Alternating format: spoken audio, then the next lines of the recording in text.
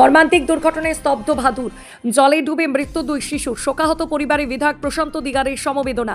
হুগলি জেলার গোঘাট বিধানসভার অন্তর্গত ভাদুর অঞ্চলের শেকাটি এলাকায় ঘটে গেল এক হৃদয় বিদারক ঘটনা।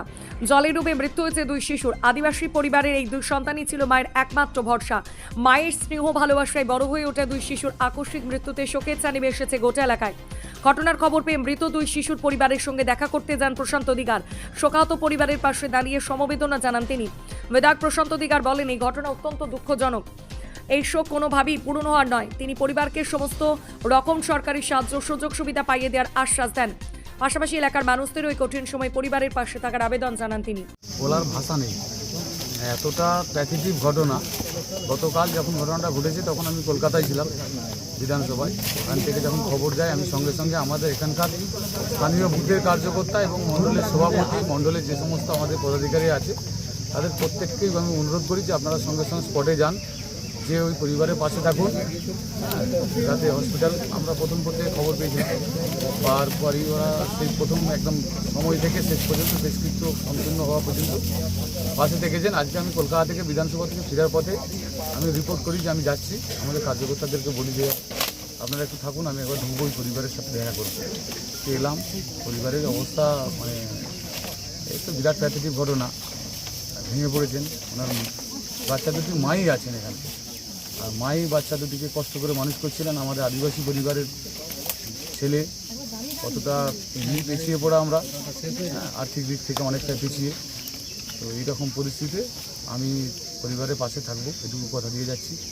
আমাদের এখানকার যে সমস্ত স্থানীয় কার্যকর্তারা আছে তাদেরকেও বললাম ভবিষ্যতে যা কিছু সরকারি সুযোগ সুবিধা সব রকম যাতে ওই দিদিভাই পান তার ব্যবস্থা বা তদারকি করবেন আমাদের এখানকার কার্যকর্তারা।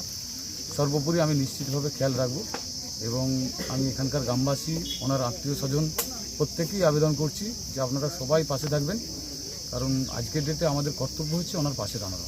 এক সদ্য মা হারিয়েছেন, একেবারে অসহায়, মাথার উপর ছাদটাও নেই, কিভাবে দাঁড়াচ্ছেন? দেখুন, কথা দিয়েছি ওনাকে যে খুব তাড়াতাড়ি ওনাকে আবাস যোজনায় যাতে উনি বাড়ি পান, তার জন্য আমি একবার 100% বলে যাচ্ছি উনি বাড়ি পাবেন এবং যাতে ওনার গৃহটা নির্মাণ হয়। উনি তো একবারে তিরপলের বাড়িতে থাকছেন দেখছি, তো এটা তো পাবেন। সঙ্গে যা কিছু আদার্স যা কিছু সুযোগ সুবিধা আছে সবই মিলবে। সর্বোপরি আমি সব রকম দিক থেকে সহযোগিতা করবো এবং পাশে থাকবো। আমার এখানকার স্থানীয় মানুষকেও বলছি, আপনারা আর্থিকভাবে যদি সহযোগিতা নাও করতে পারেন, অন্তত মানসিক দিক থেকে ওনাকে সহযোগিতা করবেন, ওনার পাশে থাকবেন, বাকিটা আমরা আছি।